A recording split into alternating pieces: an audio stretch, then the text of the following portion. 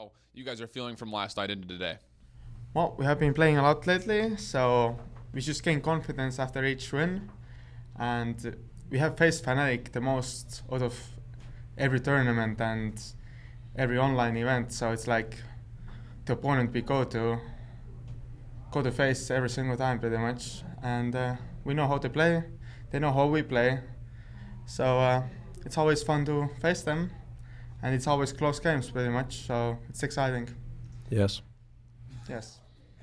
I mean, and with that, like you had mentioned, it always seems to be you guys versus Fnatic. I mean, it comes down to the Worlds Finals, it comes down to the online phase. You two were really competing for the top spot. Even just recently, it was that long set in the best of 7 on Wednesday in the finals that really kind of brought things together. Now going up against them, do you feel like you guys are just more prepared, or do you think it's going to come down to just draft and how you play during the game? Well, we had time to adjust now with this Masters that started, so we know what we need to change up and what needs to stay the same, because like you said, the match was really close. We just have to change some small things, and I think we can beat them. It's our tournament to win. They won the last one, so hopefully everything goes well. I agree. Let's hit some specific stats for you guys, because Fnatic has been running the solo front line just about every single game, with the only exception of one where they played a double front with a Barrack. Now you guys, on the other hand, have not played a single game of solo frontline so far and have only lost a single game on Con, which you had mentioned yesterday, Phoenix, was the star shining kind of resurgence for you guys. So kind of tell me about this whole double front versus their triple damage that you guys have come into contact with so often. I want to be a big boy. I want to be a tank.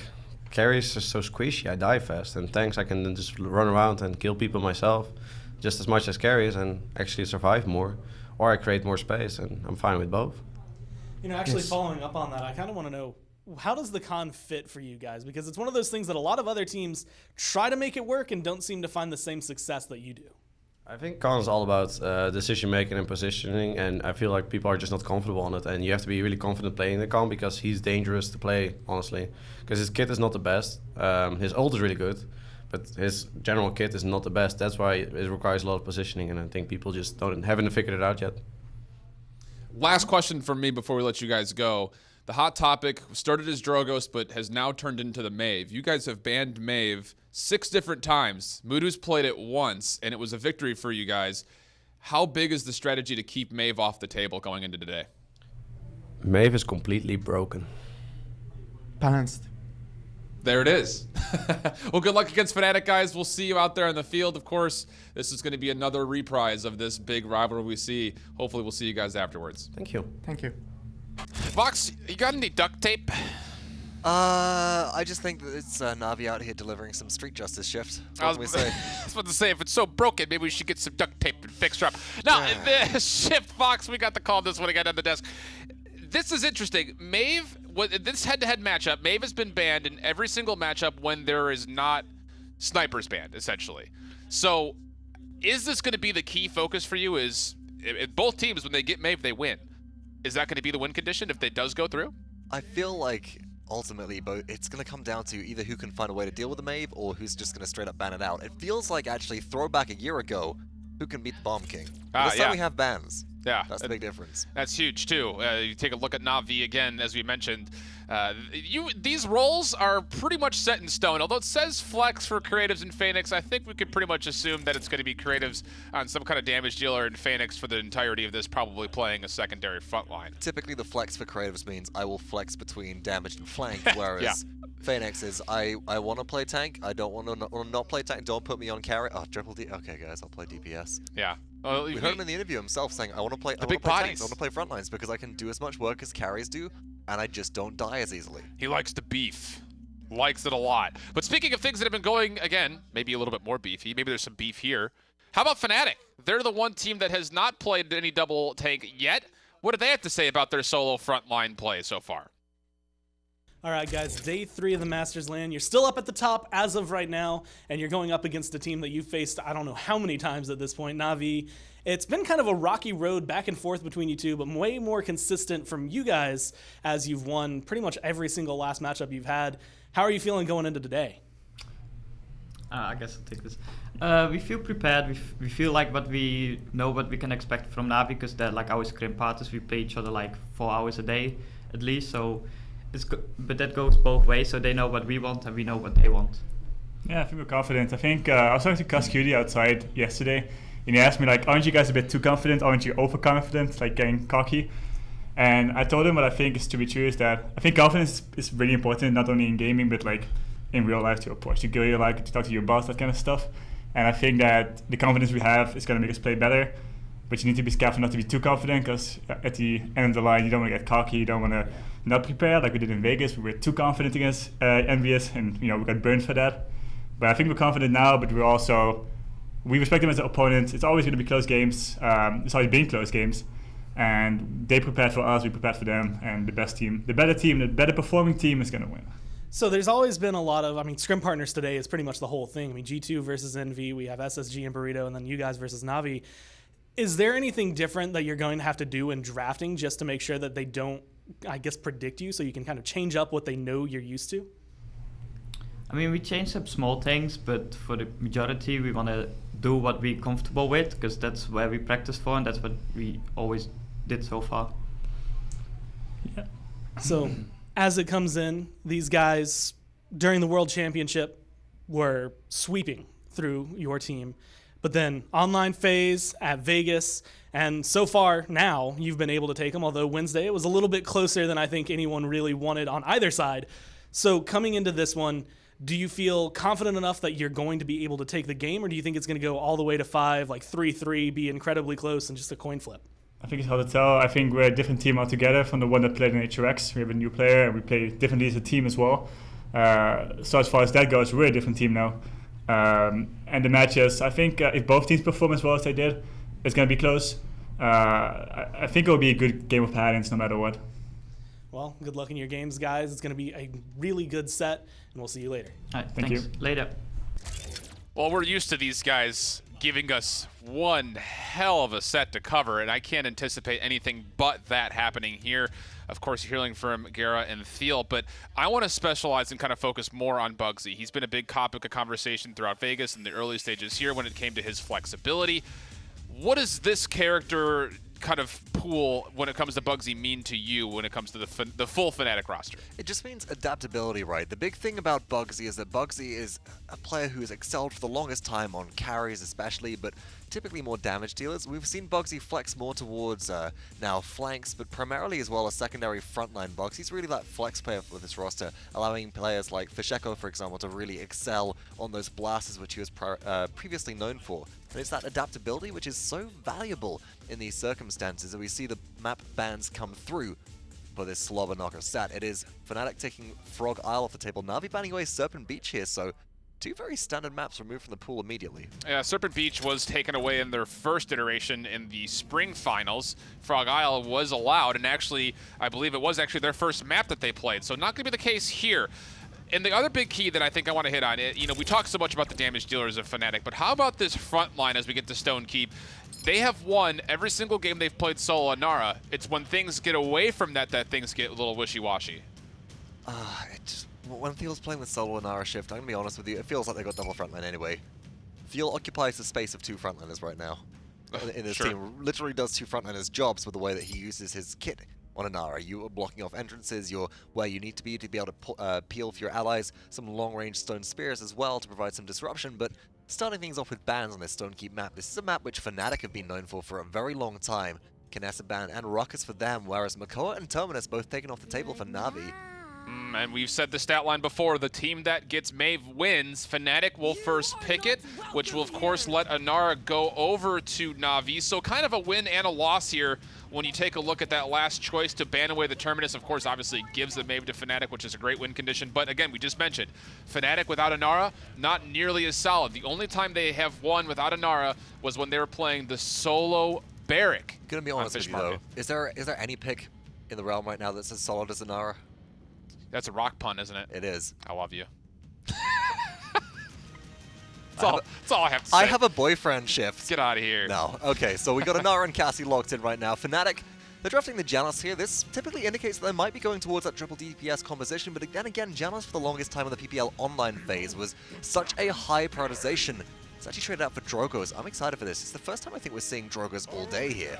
Yeah, yeah. A lot of bans came through for Drogos in previous sets, actually, just removing them and some teams going in favor of Bomb King instead and really sort of removing that AoE damage from champion pools until Pip became a contender. But Drogos, Janus, Maeve, a lot of bonus damage coming through here already. Looking to take down tanks is Fnatic. So, Navi, how can they respond? I think if you're Navi, you need to take a look at what will be the solo frontline for Fnatic, because that's what you have to anticipate is going to be the case.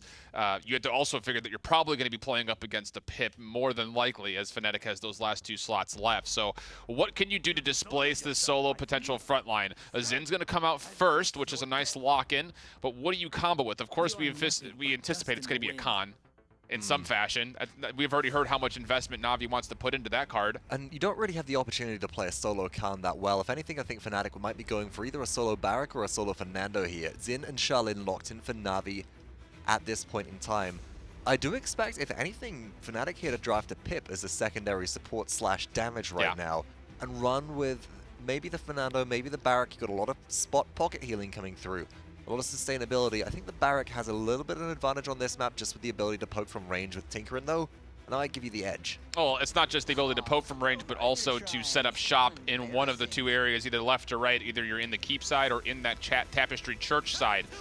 And it looks like it is going to be the solo Barik. But again, not as, and I hate to bring it up because you're going to go off this, not as solid as the solo Inara, because you can shoot over the shield pretty easily if you get control of the high ground. So for me personally, looking at this Fnatic roster, it comes down to, can you get the high ground secured? So that way the solo Barik has a little bit more of a chance to survive. And that entirely depends if they can fight their way through what is likely to be a last pick Khan here for the side of Navi. Well, it could be if they wanted to run Khan solo support, but actually, in fact, they do still need a primary support. Maybe a Grover, maybe a Maldamba.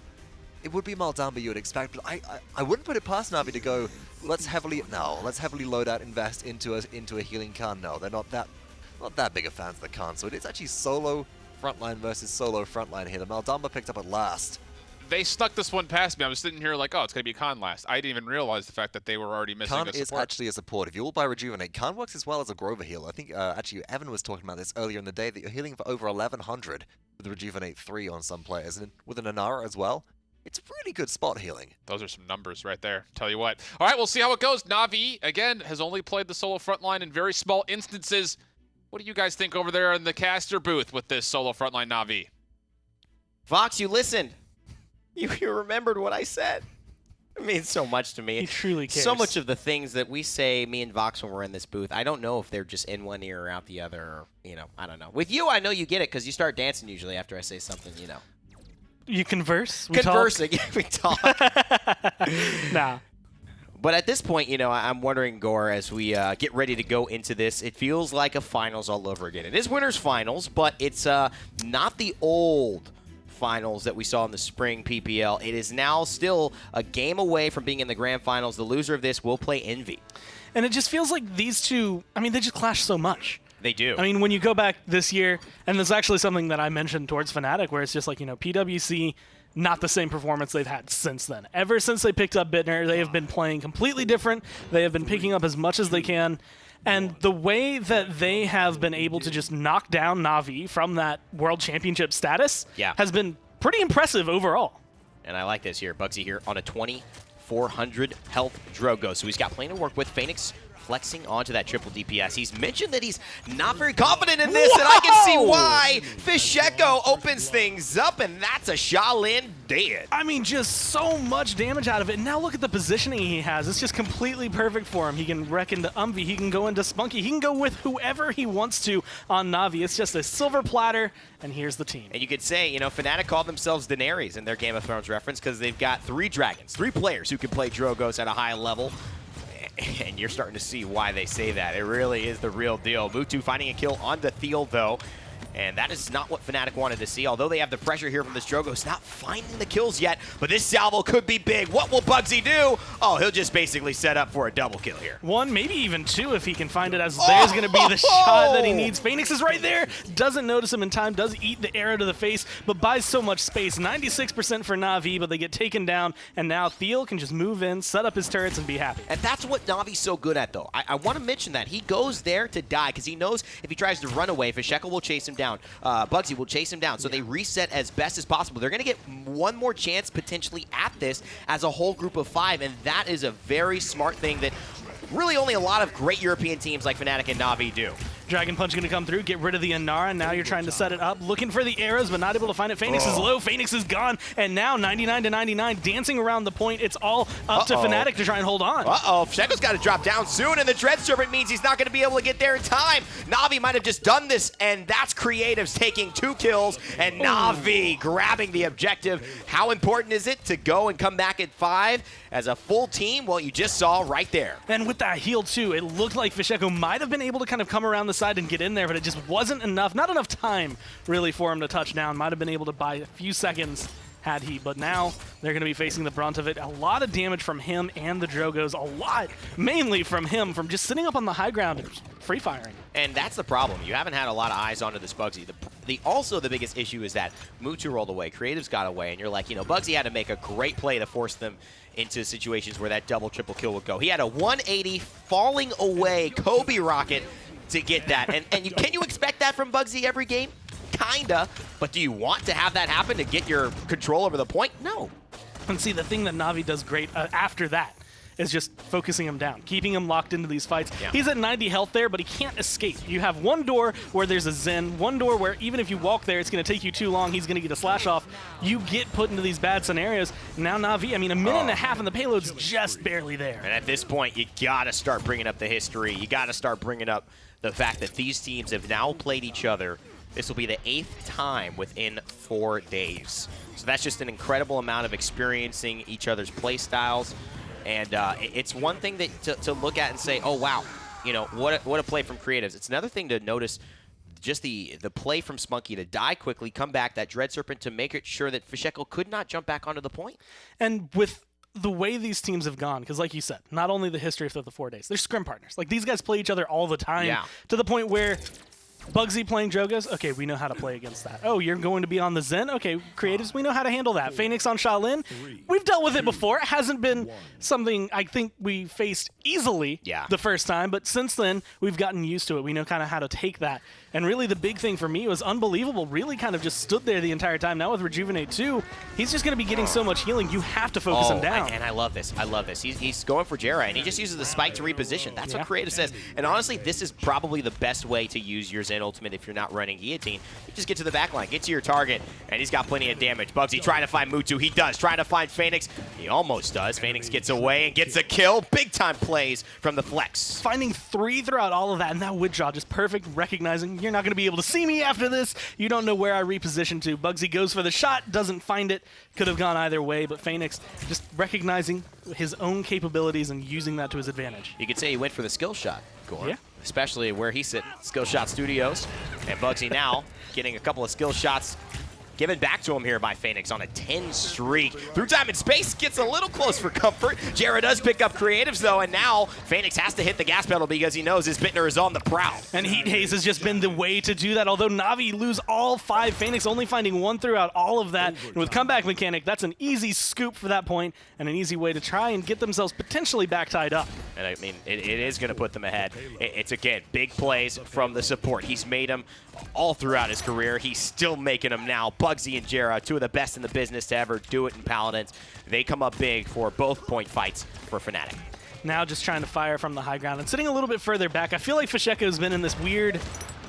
this weird position where he can't get too aggressive because Bugsy needs to get aggressive, and he can't get too passive just because he's not going to be the one who needs to do the healing. That Moxie, he's going for the 1v1s. He just hasn't really been able to find it. And I'll tell you what also helps in these 1v1s, but that's not really a 1v1. That's just a hello from Phoenix and a goodbye to Fnatic. It's the acumen, the 20% lifesteal. When you look at something like a Catalyst Pip and you're hitting for 840, you're going to get somewhere around the 150 in terms of getting that health back per shot. And that could be the difference sometimes. You saw how how little life Phoenix made it away when Bugsy was firing that Fusillade. He had about 50, 100 health to his name thanks to the card Swagger. This is doing the same thing for Pip, but actively. The more damage he's doing, he's switching that seesaw, so to speak, back in his favor thanks to that card. And unfortunately, he's just not been able to find himself in a good position to capitalize, I think, on his loadout. A lot of these times I've been seeing him, it's up against 3, up against 4, caught out in a position where it's just like, well, even if you're going for a 1v1 over here, Phoenix is looking at you from the side. Like, you're never going to get the exact placing you want just because of the way Stone Keep is laid out. Absolutely. Theo here getting pressured out. Again, the man, this plan, he talked a little bit about why his barrack was working for Fnatic, and we can take a look at his loadout here to show you exactly why. He said he was investing into some cards that allowed him to reset his bowling ball, allowed him to reset his dashes as that barrack, and just buy time. The front line, and sometimes taking the dirty work, not getting the credit, but want to shout out his importance in this lineup, and so is Bittner as he tries to find the daggers, an extra pounce after the dash, but just can't quite get it. Just trying to find that high ground. Seismic Crash comes over, hits 2. Fisheko's going to die. Bittner's low, and Phoenix finds him as well. So they're starting to put the pressure on, and now Fnatic have to fall back. Even with Theo feeling comfortable on this barrack, it's just not enough on his own with enough survivability that he can sit here and take all that damage. Fan the Flames 5, also an interesting choice, and you don't necessarily, I haven't seen a lot of 5s lately. You usually see this run at about 80 because it is basically your duration, once you go and start fighting, usually you don't need a full reset, but it's just a guarantee that I will have my billow back when I get a kill. Not an elimination. You has to get the last hit. But for Zen, who chunks so hard with that 850, it's kind of easy. It's a lot of billow focus here for creatives. Not something that we've seen, I think, as focused in. There's been kind of a more widespread shotgun blast on the Zen. So keeping him a little bit more well-rounded. This at least allows him to do things like this, where, hey, I'm just going to stay safe, get in sight of my healer, so the minute I pop out, full health, I'll go back into the fight. And he's waiting to reload as well. Bugsy's got an eye out for him. He's got the counter available. Phoenix knows that creatives is creating space, but Bugsy a little bit more creative in that use of his momentum and his mobility. Finding 2, but not enough. Natus Vincere will defend, and they will actually be ahead 3-1 now. A lot of really good kills at the end there for Fnatic. That's not the right positioning to capitalize on it. They get 3 total, and it's just that moment of, oh crap, we have to get 10 feet ahead. We need to be way up there in a worse position if we want to get the fight. They come out with the kills. Keep the comeback mechanic, though, which I think is going to be something they want to play around with. That last round, it was very heavily, all we have to do is win this one fight. We can take it back. That seems to be a little bit of a comfort for some of these teams up at the top. It's tough because when you have a comeback mechanic, you're really not just playing against Fnatic. You're playing against a Fnatic 1.3, something like that, where they're just a little bit more frightening. They're a little bit more frightening, a little bit more polished, and you just have to be that much better. That's your basically your key, your threshold of execution has been raised. But Phoenix has been playing pretty well, and Spunky has been just phenomenal with his decision-making. If they can keep this up, it's going to put them in a great spot to advance in this best of 5. Dashing in is its Bittner. Uses the Prowl as well to reposition through time and space. Used early, and Jared doesn't find a kill off of that. And Bittner really needs to be the one that I want to see step up here. We've seen Bugsy, we've seen Theo, but Bittner's kind of been on the sidelines. When he does get in, he might be able to find 1 kill, but I haven't seen anything impressively crazy out of this main. Does he know Phoenix is there? No, he doesn't, but I bet he knows now. Fisheko getting tracked mid-air. Phoenix on this Shaolin, falls down, hits the arrow. He's feeling confident. He's feeling ready. Pops the heat haze. Says, catch me if you can. Leonardo DiCaprio, he could be your stunt double because he is absolutely the star of this show. That might as well have been a triple kill. Creatives gets that last hit onto Bugsy, but Phoenix was really the one accelerating there. A beautiful Dread Servant just sets up, again, kills on a silver platter. Navi are playing this more like what we saw during PWC than what we have seen through the online split and the last few lands. Uh-oh, and just the wrecker. Bugsy really doing a great job here, but Phoenix sees him, and Bugsy can't respond back. He's got to find this Dragon Punch, and he does. Unbelievable goes down. Somehow Bugsy's still alive, but Phoenix ends the life of Fisheko. Bugsy gets taken down by Mutu, and Natus Vincere step it up in game 1, and they claim victory over Fnatic in the total of these last 4 days they've played against each other. They have now tied it up 4-4 in terms of victories, because Fnatic won the last one that gave them that finals in the spring. Dancing in-game, dancing out of game, and it's the same guy who said that he just did not feel like he was as good as other DPS players on the Shaolin just a few weeks ago. Like, it's not even that far off. Seriously. From how much he's improved on this Shaolin. And I think you look at somebody like that, and the grind, the ability for him to just focus and be determined to do what he wants, which is contribute to his team, whether it's a flex on DPS or whether it's his tank or it's his con. Great stuff from Navi. They take game 1 here over Fnatic. Well, Vox, you know, we spent all this time back here talking about everything that's happened up until now, and sometimes you just gotta, like, just throw it away, because... Yeah, things happen. It's a really tough spot for Fnatic, right? Because they drafted a composition which relies a lot on ultimate momentum. You have your Dragon Punch, your Midnight, you have your Evil Mojo, and the first round going the way of Navi, and actually the conversion as well, kind of makes sense, right? Navi have a better neutral point fight with triple DPS, with Cassie, with Xiaolin, with Xin, and they can charge their Meltdown Barrel very quickly. But then Fnatic are able to take one cap and then just can't take the third in a row. Just little bits of mismanagement coming through there, as well as just security from Navi just playing exceptionally well. And again, for me, it comes down to that positioning battle, especially as you look at that tall keep side with the 3 tertiary platforms. Is who can control that usually has the most control over the central capture point. There was only the one instance where Navi did not look like they had solid footing, and that was the point that Fnatic captured. So, again, we kept saying Navi is not going to play solo frontline. They haven't done it yet. Well, Phoenix, you just threw all things up, and now it says, well, we don't even know what's going to happen at this point in time. How long do you think they're holding on to this Phoenix Xiaolin play? Phoenix is... It's tough to say because Phoenix has been consistent on both champions for a long time. Phoenix started Paladins as a one-trick Cassie player and then moved on to frontline when it was a necessary factor for the team. Pulling out the Xiaolin is different, but not unsurprising right now, and Phoenix has a reputation for this style of champion here, as well as some pretty aggressive play, maybe coming through from the frontline previous experience and more mentality, which he's featuring right now. But look at the precision here, able to pick the Maeve out of the sky. That's absolutely a thing of beauty. And on top of it, it's not just the fact that he's hitting shots as good as everybody else who's played Xiaolin this game. It's his ability to understand the positioning as a damage dealer. And I think a lot of that is attributed to the simple fact that he's so often with his damage dealers. When he was playing last fall, a lot of Terminus, but even so far this week, it's been a lot of Khan. And you can even see he's been practicing the moves in and out. Little B-boy, hit him with it. Yeah, that top rock, looking good, feeling good. He's bringing back some of that early 90s funk. You know, you mentioned as well the fact that Phoenix is always playing with the damage dealers. We see the penguin onesie over the back of the chair. That is a thing of beauty. My goodness. Just let that sink in for a couple of seconds there, folks. Oh, there we go. But it was something actually that Fnatic's Thielen mentioned. The fact that, well, I never really play tank outside of competitive play because I want to better understand the mentality of a damage dealer, of a support, to know how and where I need to play in order to pull out a victory and in order to better position as a front line. So Phoenix having a bit of crossover there as well will be very useful. Next map up in the series zone, this best of 5 set will be Jaguar Falls. I love when you say that. Would you like that as a ringtone? Please? I think I should do that. Text message notification. I'll put a WAV out on Twitter at some point, folks. Keep your eyes peeled for Jaguar Falls. Last time we saw Jaguar Falls, it was Game 3 in the best of 7 in the spring finals that did go to Navi. And it's interesting to note that we talked a lot about the bans as we are about ready to go for bans and picks. Every single game, Ruckus and Makoa have been banned. Every single one. They just recognize the fact that, well, Makoa does Makoa things, and there's a wild feel around, and you just don't let the Makoa through. Also with Phoenix, you don't let the Makoa through. That's just kind of traditional at this point. But the Ruckus as well, Navi and Fnatic have players on their team, multiple players who can play the Ruckus to a degree of excellence, I think higher than really anybody else we've seen in the tournament, with how consistent their tracking is. And that's the scary part here. It's the ability to follow targets, consistently hit headshots. Navi also do take the Maeve off the table here now. It didn't work for Fnatic in the previous game, where they just say, smaller map, maybe some more kill potential, less chance to zone the Maeve away, so we'll just straight up not deal with it. I think so as well, and these are actually mimicked bans from when they played a couple days ago. It would be a Fernando needed to make it an exact copy-paste. Navi did have the first pick back then. They have it obviously here. And I think, you know, the big conversation point is going to come down to these bow damage dealers. Cassie, in specific, now with that last win for Navi, upgrades to a 4-2 stat line. Pip, meanwhile, which was sitting at the even 3-2, now goes 3-3.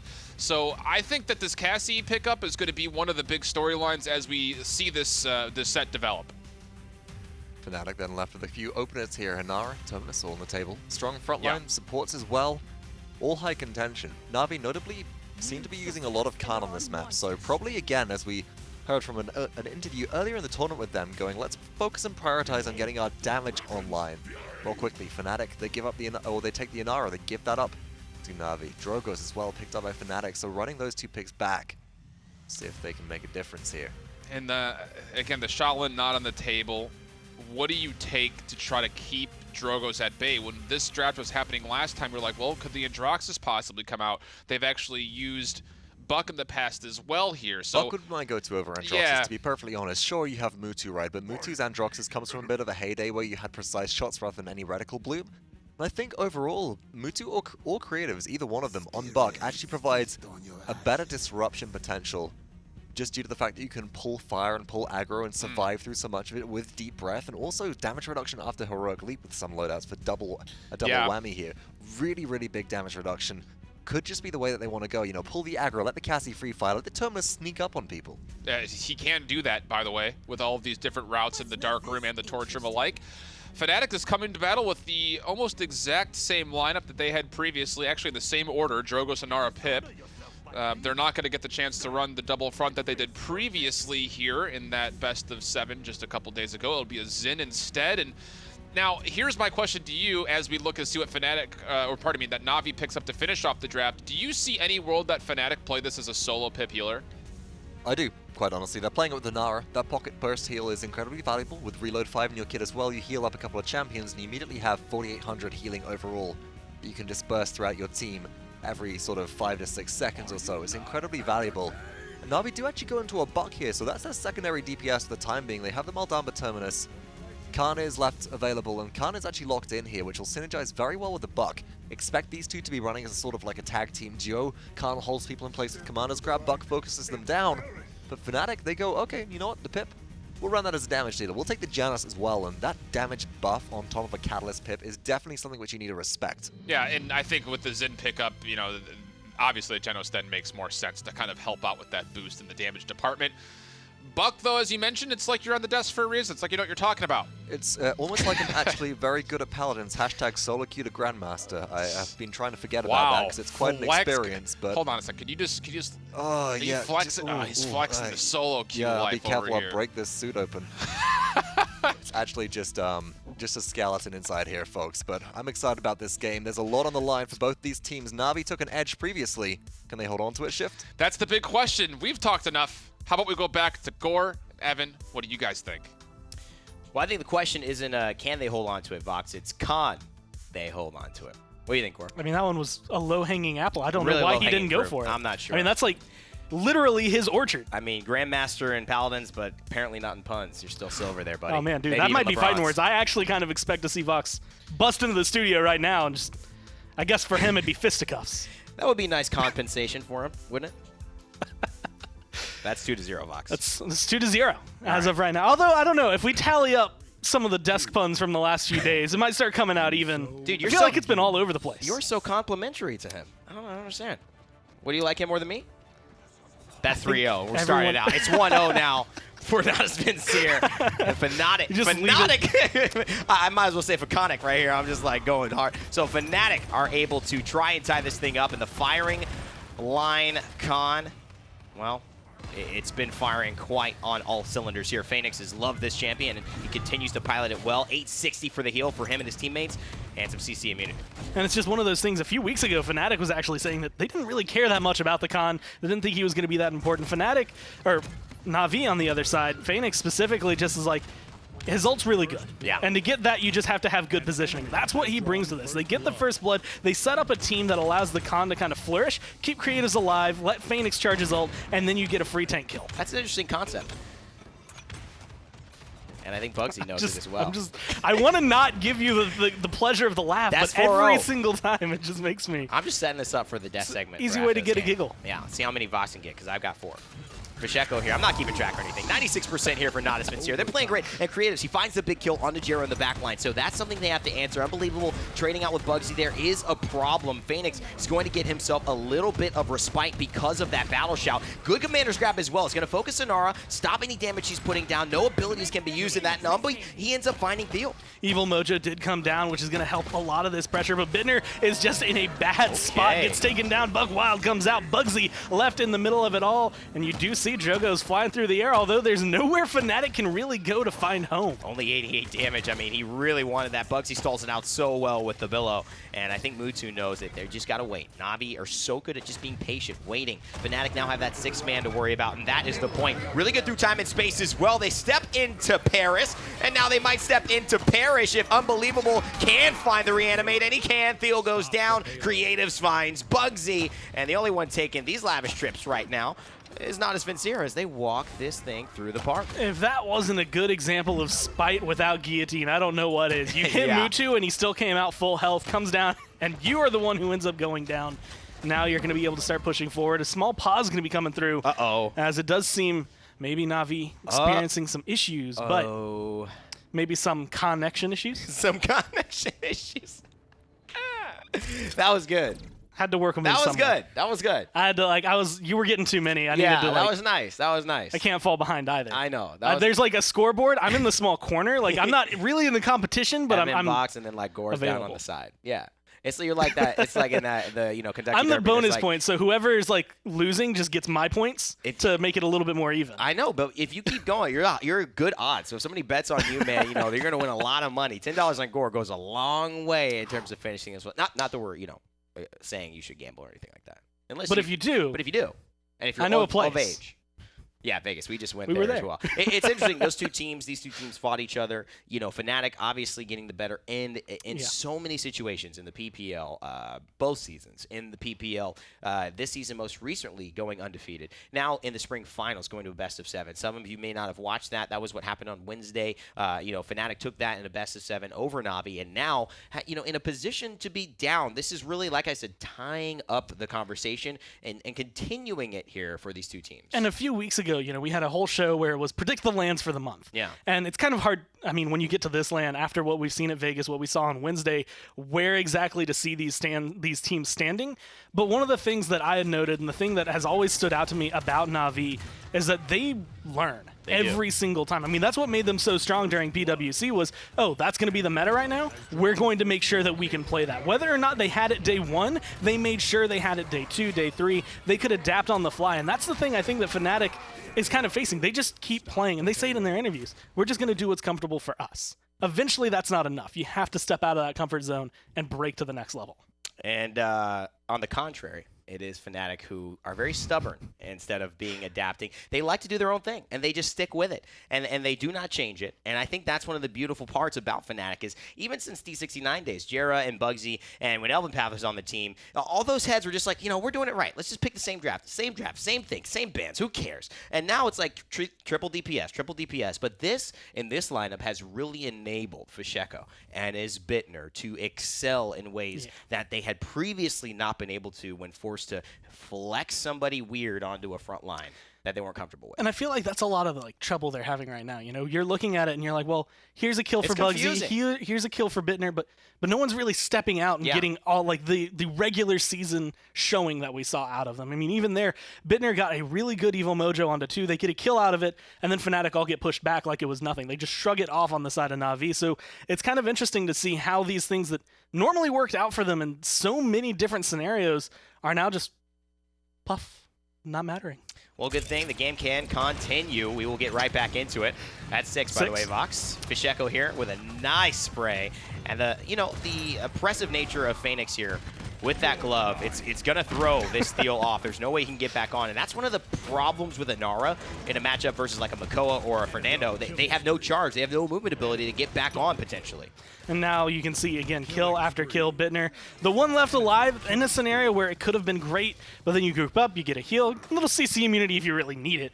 But really, it's just get everyone top back off, go into the fight. And that's really the glory, I think, that Navi have right now. Phoenix being able to kind of flex around, jump on that Shaolin, have a great performance, jump back onto the Khan, have a great performance, and it's making that difference. Just having that second tanky body and someone who can heal a little as well just makes it so much harder to eat through their health bars. Navi are really looking good in this matchup, and it's across all boards. Bugsy's doing a good job on this Zen, but it's not the same as we saw him on that Shaolin or even on that Drogo's last game. Fnatic just seem a bit late to the race here, and right now Natus Vincere are easily going to push this one through. Fnatic will not use resources. They don't even have all of their resources to use. as we get a little bit of a glimpse of that overpower there. You know, this is one of those instances that I really like to be able to talk to Envy and just pick up which team would they really rather face. After watching these performances, which team would you rather go up against? Because right now, Fnatic has kind of a winning record against them, except for Vegas, which was, again, a really long haul for them on the stage. And I think having a little bit of a different scenario with Meta Pusher's presence in those games. And now Navi, the team that they've been looking pretty solid against, is beating Fnatic almost as though, not like it's nothing, but they're controlling them really well. They are. And, you know, this was kind of an earlier problem between Fnatic and Navi as well. Just giving up Cassies a lot. Yeah. They give up a lot of Cassies. Can't do that. And, you know, for a lot of teams, it doesn't end up being that thing because they lose in the frontline battle. They lose in the support battle. They lose in something. But not as Vincere, Fnatic, they do not make mistakes in their draft. They always give themselves a chance to win. And that's why you cannot assume this to be over. Fisheko with 2, looking for a 3rd. Unbelievable. The only one alive. I think he is going to try and just get some damage off because Navi do not have many left fighting on the table. Get a couple swings and get that reanimate charged up. Might not even use it in this scenario, but he is standing on the point and actually might have enough time. He's going to immediately pop it because his team's back. Mutu comes in and gets rid of Thiel. And I mean, you know, you only have 3 members up, but one of them is Spunky, so Spunky's keeping Unbelievable alive. The power scythe is coming up, cleansing the Cauterize like they mentioned earlier, and now that's giving him another chance to be effective on the objective. Just really treading the line of danger, though, but coming out alive. And just being able to do this, I mean, even watching his health bar in the top left, goes down, goes back up, standing there, Jera left by himself. No quadra kill this time, but not going to get killed off. Mutu, I think, just recognized, thought he had it before he did. Oh my god, he dropped the kill! I can't believe it, he's dropped the kill, Johnny! And now 99% for Natus Vincere, unbelievable. He's going to fall as well, so will Navi. I think this is all just a collapse of morale. You let a Genos get away with an inch of health. You jobbed the kill and dropped the point. Like that was all Mutu. Like if Mutu gets Jera there, the rest of the damage, everything that kind of rolls through for Fnatic, it's a lot easier to deal with. Oh man. That healing and that little bonus makes such a huge difference in the grand scheme of things that you can't just for a second let him go through. And that was one hit. Whether or not you get down on yourself about dropping it, you know you're feeling like your team's like, dude. Yeah, dude, come on. And I mean, at this point, you know, I think that really is more of it. It's like Mutu did what he did. He tried, he failed, but his team is like, man, dude, if you hit that shot, I don't know what it is. What do you have to do? But, you know, what do you have to eat for breakfast? Do we need to change up like the 3, you know, Musketeers and the Monster Energy that these guys seem to be doing? You gotta get on Envy's level, get the foot masseuse, the shoulder masseuse, you know. So shoulder rub. Get everything in there. There it is. We're not gonna mention brands because, you know, we don't want to ruin their org's brand relationship by saying a comment on here. That's the power I have. I can ruin relationships like that. Just kidding. I'm just not true. Don't say anything that would ruin me and Kate. I'm pretty happy here where things are. Don't ruin any relationship. Don't ruin it, please. Business relationships, maybe okay, but not mine. Exactly, man. You gotta leave me out of it. Simon, not soon. Got a lot to be happy about. You know, Natus Vincere have a decent amount to be happy about. They are in the lead. Fnatic, though, they are now trying to tie this thing up. Easier said than done, though.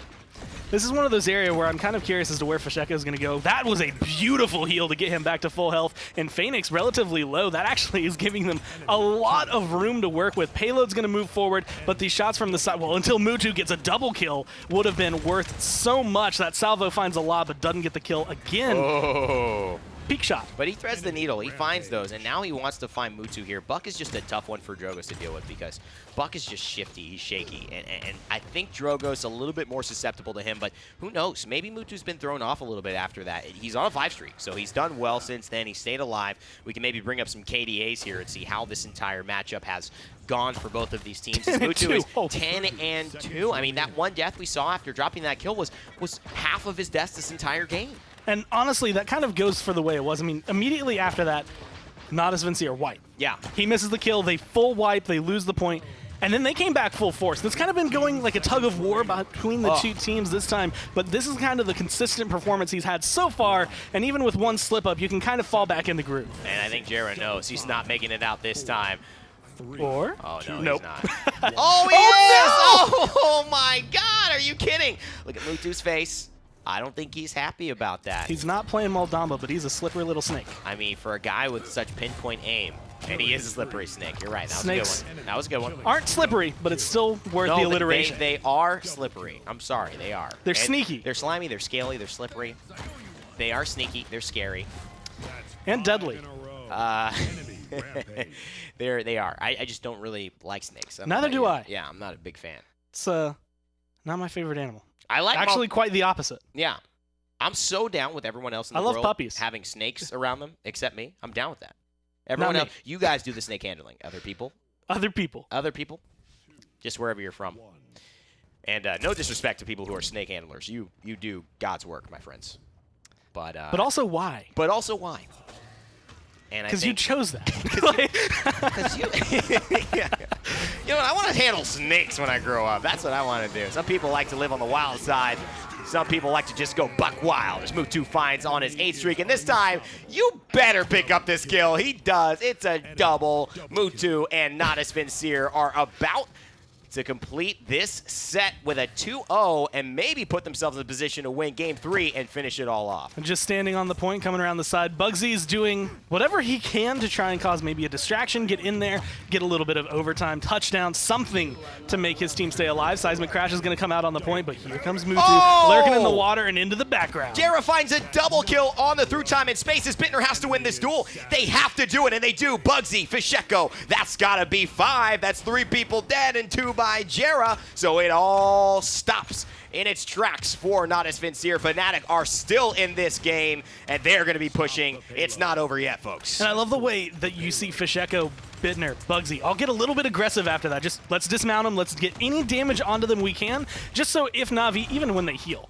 won't be able to get into this fight with the comeback mechanic we have. So now 3-2, potential to tie it up right here, 3-3, and go into that last point and potentially swing it all in their favor. It really is, you know, and Phoenix is doing a lot here for, I think, his DPS dealers. He's getting the extra damage, but every moment he is, his Cassie, anyone near him, is actually finding that 20% damage as well. Not combining it with Luminary, but it is hitting for quite a lot, near 800, maybe a little bit more, and now everyone, even the Terminus, is swinging that far. So this is just rough to deal with for Fnatic. I love the way Phoenix is playing this, because it feels like he just kind of gets in your face, gun right there, continues holding the trigger. Like, only lets up when he feels like maybe his team needs to get a kill. Yeah. Every now and then. Now they're getting a lot more defensive, I think, than they were the last time this push was kind of coming towards them, being able to hold it back a little bit further. 1.5 minutes is still pretty good time for Fnatic. With the ults they have and about to have that through time and space, which Jera is deadly with at this point, you have to be a little bit more cautious as to where you position on the side of Navi. Mutu here with a 2 streak, firing away, 1 minute, 15 seconds on the clock. Fnatic trying to push this one. Jera's been hunted down by this Mutu buck. And he has also made it hard to live for Fisheko, but it seems to be a Void Grip that changes the dynamic. 3 kills now for Fnatic. They start the momentum, and they keep it up here. Phoenix could fall. You have a Dread Serpent, you have as many heals as you can pump into Phoenix, but it's just not enough to keep him going. And now Spunky actually forced to fall back. Creative's around the side, Unbee's back alive, so they're going to be able to contest. Yeah. But it's definitely not the best fight they've had. I mean, they're getting trickled, they're getting fought down no matter what. Fnatic have been taking these fights. Yeah, and it's actually a really strong kind of defense, though, for Navi, because they really stifle their pick. They stagger their frontliners. They send Phoenix in, they keep them alive for quite a while. When Phoenix goes down, Unbee's right there onto the point. They've got Reanimate in just 1 swing. They're going to have that now available. All these ultimates here mean something to me, and it's just that Fnatic are not going to be able to push this in unless they commit ultimates of their own. I know Navi do not want to tie this up 3-3. It's in this really weird area where you don't want to tie it up 3-3, but Navi, honestly, when things were even, was when they were showing off the best against Fnatic. So it's like, if it does go in, not the end of the world, but if they can keep it, you know, right here, 3-2, half a comeback mechanic, 4% every other tick on that capture point, they don't have to worry about as much. They have to make it through overtime to get there first. Big play, and he goes with creatives. This duo flank, you send Khan and 1 other damage dealer, 1 other flank, and you just have so much damage. And the Shatterfall here, it's going to be a little bit of time bot from Bugsy, but he's just retreating. He knows Navi are going to hold on to this one. But again, to what avail? You're absolutely correct. They've got now a comeback mechanic advantage, maybe not the biggest one, but here's what really happened here. This was the big game-changing moment, and it's set up by a Seismic Crash on the side of Theo. And you think, maybe an inch to the right, he gets a triple kill, right? Yeah, totally. And it's just one of those moments where Jera has repeatedly shown on Genos that he will consistently get doubles, triples. Occasionally a quadra can sprinkle its way in there, but letting him have this, it is just as deadly. Those are the only 2 kills he has, but the 19 assists, the way he's been augmenting the rest of his team is what makes him just a little bit more scary than what you're going to face. I think on the side, Spunky, as deadly as he can be, I haven't seen any crazy stuns. One Dread Serpent so far that has really blown him out of the water, I mean, but nothing at the same level. And you're absolutely right, and I hope he just doesn't use this here by himself. I think they've got a great chance to Seismic Crash and get another guaranteed double kill here. Fnatic with this, it could be trouble, and there it is, Fsheko capitalizing off of this beautiful Evil Mojo. There's a Seismic Crash expected through time and space, but Jera's actually getting run down by Mutu. It's beautiful timing by the flanker, but he still can't catch him. Jera's so slippery, and again Mutu will fall. Unbelievable, gonna be able to get rid of Theo, but they lose Spunky, so his healing is gonna be gone. No one to stay around, and even with Reanimate, no teammate to capitalize on this. Phoenix gonna be sitting around the wall, and that is the patience of a man waiting for his team because he recognizes there is no winning this, even as Khan, even being able to come in. He has his ult, and that's one get rid of Theo free card. And they're get rid of Theo free card. Man, I remember they started putting that in Monopoly. I'll have to play some of the newer editions there. Bugsy's definitely got the Spite available to lock somebody down, but he doesn't want to die. He definitely would playing only Yomi. He's brought them into a dangerous corridor where Fsheko is landing, and he's also set them up for Jera, who finds one on the through time in space. Fsheko finding Phoenix, though, and Mutu now with a big swing kill onto not only his Bittner, but looking like it'll be Theo, too. Now this Drogo's just rocket after rocket. All he has to do is connect one more. Mutu gonna die to Bugsy right there. Unbelievable. No matter what you do in this kind of scenario, it's going to go downhill, but you have someone right there. Phoenix Creatives both respawn, and the Reanimate gonna come through, so they have 3 fighting against 4. Fsheko, he could go down here, but Bugsy finds Unbelievable, and there it is. Phoenix, he's so low, but Bugsy, he's got 2. Fsheko's got 2. Fnatic, they've got 2, but make that 3 as they move forward now with a chance to win this game. And all of this, to me, pivoted on the point. Creatives at early on and throughout the game has gotten double kills, triple kills. Yeah. Once they get rid of the Cassie, it is just smooth sailing. You just break them down, and that's part of the reason. I mean, that's Phoenix's job. Yeah. Keep him alive, and it just hasn't been happening. And that is a problem. Phoenix has kept himself alive. He's damage amped so well, and Mutu just chasing down Fsheko. But Fsheko, I mean, masterclass Drogo's performance here on an 11th streak. You saw all the tight moments he had, hiding and staying alive. Creatives now with a triple kill, stealing the show. But it's too late, Gord. This is what they wanted last round.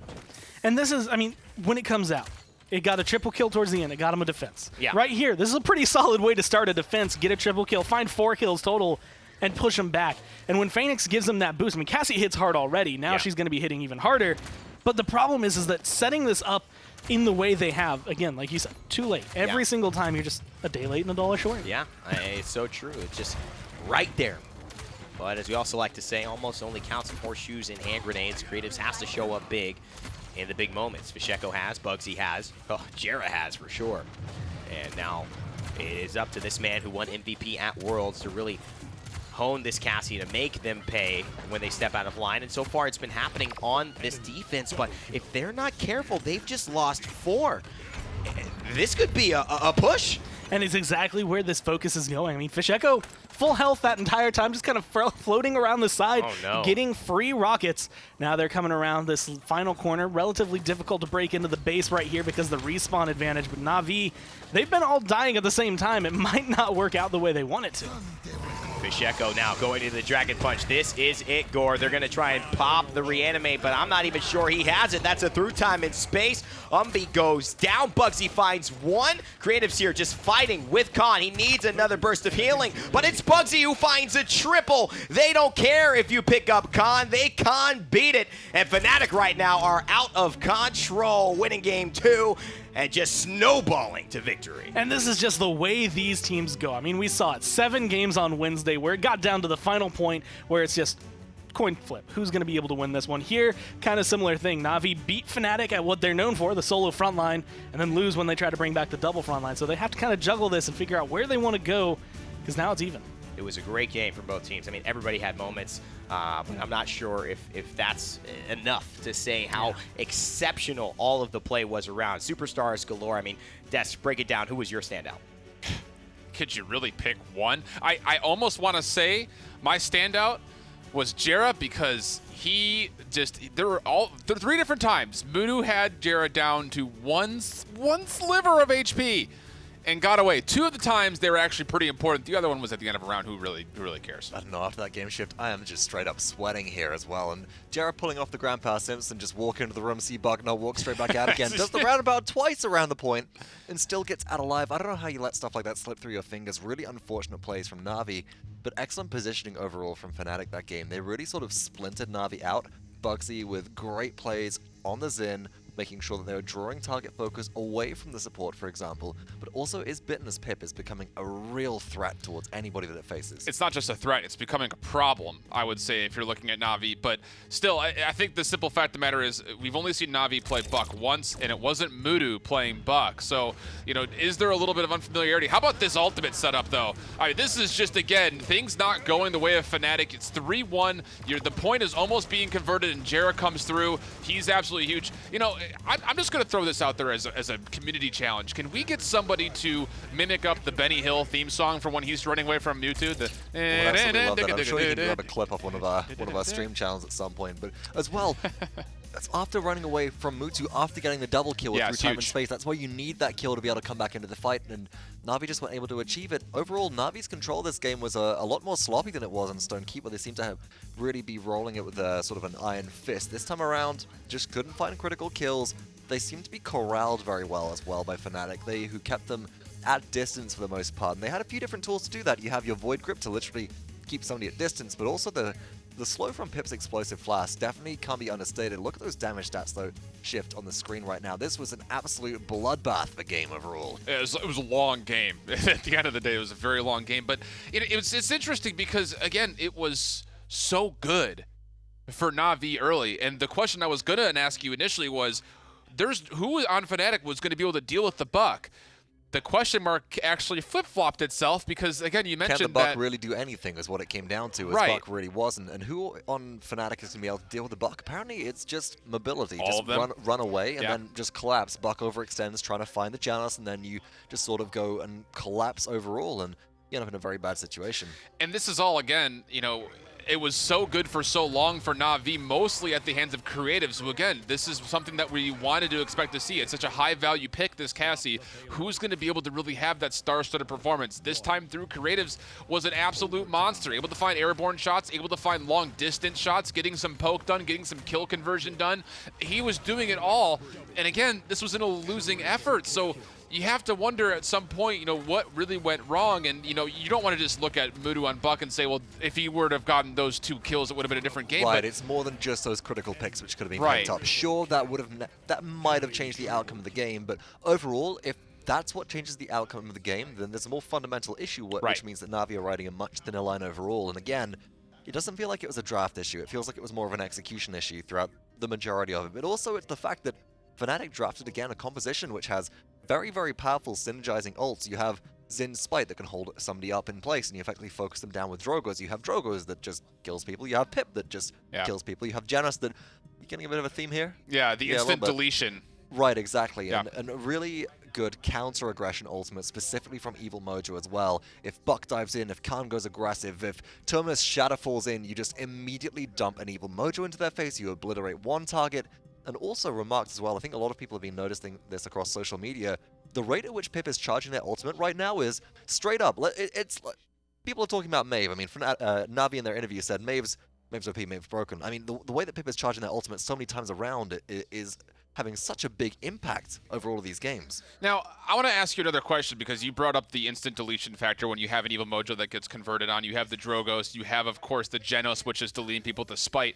Certainly. Would you have rather have seen Terminus and Fernando instead of Terminus and Khan for the side of Navi I to would help have prevent honestly that? rather just seen the Fernando instead of the Terminus, I think, at this point. I think that the Khan still provides quite a lot of counterplay potential to some stuff which was thrown out by Fnatic. You do have your CC immunity, which can save people, for example, from a spite from Xin because of that cleanse, but also I think that Phoenix is really at home on this champion.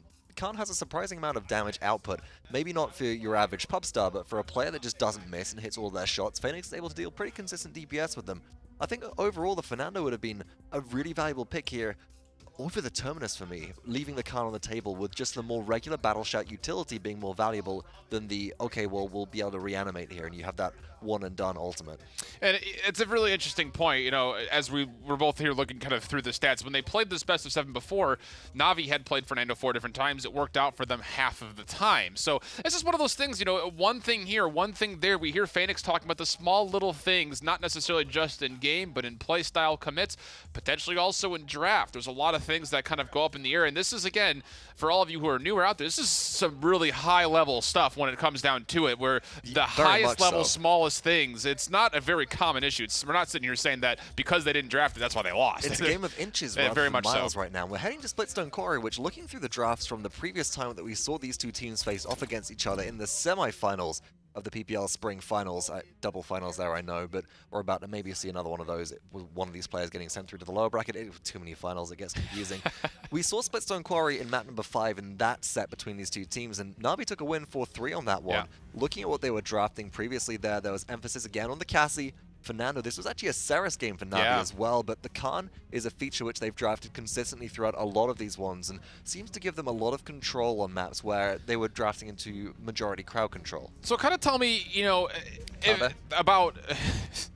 Yes, but tell me more about, you know, why we see Maldamba and Genos and kind of how Ceres fits in the mix with these top tier teams. Well, Ceres provides something which Maldamba and Genos don't, which is a very high throughput burst heal. Effectively, it's across 3 seconds, so technically it's channel, not burst, in the same way that Pip can sort of do that, but you can really thread the needle with Ceres, and you also have a very controlling ultimate. We often see maybe Pip taken off the table there, teams drafting double support with Pip and Maldamba, and Janus just doesn't have the same degree of healing throughput that Ceres does. It's much more spread out, you spread the buff onto multiple allies. Ceres just tops people off, so she's great when she synergizes with a Khan who puts up their bulwark after a battle shout, and you just go back to having full health immediately. The same thing with a Fernando, you throw your shield up and you're back to full health. Yeah. And we can't really take away from the value of convergence against a team which maybe doesn't have much crowd control immunity. Facing into that on a last-minute contest, for example, if you must defend the point and you must defend the payload, then you're going to be within pull range of convergence, and that's a very dangerous situation. And it's these little debates, you know, as far as, you know, when these pro players start to look at the, we'll say the tier list and who's viable and who's not. It's those little things, like you mentioned, like the fact that Genos does bring a damage buff with him with the Luminary, while Ceres is really just used as a pure healing support with a little bit of crowd control, of course, built into her ultimate. And this is a map I really, again, when you talk about the Ceres in particular, not that we're going to anticipate seeing her, but it's obviously possible, as Genos does get banned away here as the second overall ban for Navi. Oh, I feel like we may be seeing a Ceres then shift. Yeah, it's the fact that she can target a character from a long range with mortal reach, right, and then break line of sight from everybody else by hiding behind a wall, and that healing still goes. That's a really critical one, and it's great counterplay to snipers because you can peek for a second and all of a sudden you can just go back into cover. A critical thing with a lot of the other supports, with the exception of Janus, is that they need to maintain a line of sight in order to be able to heal. Maldamba needs to be able to see you to use Mending Spirits effectively. Pip needs to be able to arc shots over your head, and if Pip's going to be a solo healer on a map like Splitstone, you want to be holding the high ground, which makes you very vulnerable to sniper counterplay. Yeah, and speaking of sniper counterplay, as I'm looking back through, these bans are obviously a little bit different than we had in Splitstone, but neither of these teams have actually opted to play sniper characters with at least scopes on their weaponry in this map, which is, again, a little surprising, I think, for some, as again, I know all of my games are flooded with Strixes and Kinesses on this map. And well, the fact is that there's difficulty with a lot of Luminary, which we won't see, of course, but the Yomi Zin is very difficult to deal with snipers if they manage to get up into the back line. Also, Charlene is definitely not an undervalued pick on this map, and is specifically a very valuable pick here, which Navi has the opportunity to double draft into. The only question I'm saying is, what I'm seeing right here is, what does Navi give up if they draft a Cassie and a Charlene here, and then something else? There's already a Bomb King that's gone the way of Fnatic. Do they really want to give up the Pip? They did last time. Fnatic, again, as you mentioned, did lose this map 4-3, but this was the one game where they played solo Terminus. Now they're getting solo Inara, so this is a very different situation simply because, again, we talk about so often, you know, the loadouts that provide Inara not only with damage reduction and crowd control, but the fact that you also have cards in the loadout that can provide you with healing when your Mother's Grace is active. I do think that we'll be seeing the Pip come through here, but no, it is the Charlene that Navi draft to get both bows online. It's a very secure composition for a Splitstone map, and this does indicate that Navi might be wanting to play more passively initially on this map. They want to have a better neutral point fight without the use of ultimates, but they also want to maintain distance from Fnatic, which is good when you're playing against a Bomb King. Yeah, well, I mean, Bomb King, one of the best characters in the game when it comes to zone ability, thanks to, of course, the explosion radius of his auto attacks. Where but can on I top find of that in that, the dictionary shift? If I look up zone ability, who am I going to see a picture of? it depends on what dictionary you're looking in. Okay, what about Merriam-Webster? No, the I hold shift dictionary of lingo and slang. Lingo and slang. It's about 2 pages long. I need a copy of that on the desk, please. At some point, I need a translator up here with me. But Maldamba and Xin locked in for Fnatic right now. You expect the Maldamba to come through the Xin. Last counterpick potential is open for Fnatic here. Navi have the option to draft maybe the Pip here if they want to, and we know they have players that can. We might see a triple DPS with Phoenix back on either Shalin or Cassie at this rate. Man, triple DPS with a solo Terminus, especially in this map, I think why Fnatic wasn't able to finish off the game is simply the fact that Terminus does not have the same rejuvenatability, that's another word in the I hold shift dictionary, as Inara does just, when it comes to the late game. It will be Ceres, as again we were talking about it. Good setup for us. Good job there, Vox. A little fist bump for us. Wonderful. Looks like this was scripted. And then the Khan also to finish things off, and I think that makes a lot more sense when it comes down to how you can pair and match these frontline duos, but also, again, we talked about the off-support potential and the off-tank potential of Khan too. Yeah, and Khan has a lot of extra value on this map, similarly to Frog Isle, where you have environmental hazards, specifically here of the coined fidget spinner, but that grinder inside Splitstone Quarry, which we've seen be the death of many different players, and you can shoot players into that, you can jettison them there as well, you can walk them straight into the grinder if you so choose, but Fnatic go okay with the lack of flank pressure that they're putting out here.